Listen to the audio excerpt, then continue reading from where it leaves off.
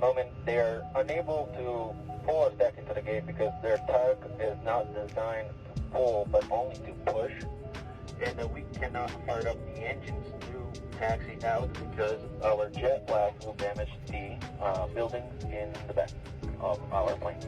So again, I am speechless. Never had this happening to me before. I am sorry you have to experience this with me today. We're trying to get a word with a supervisor, and we're trying to figure out how to move the plane from this position, and we'll try to get back to you as quickly as possible as soon as we come up with a possible solution.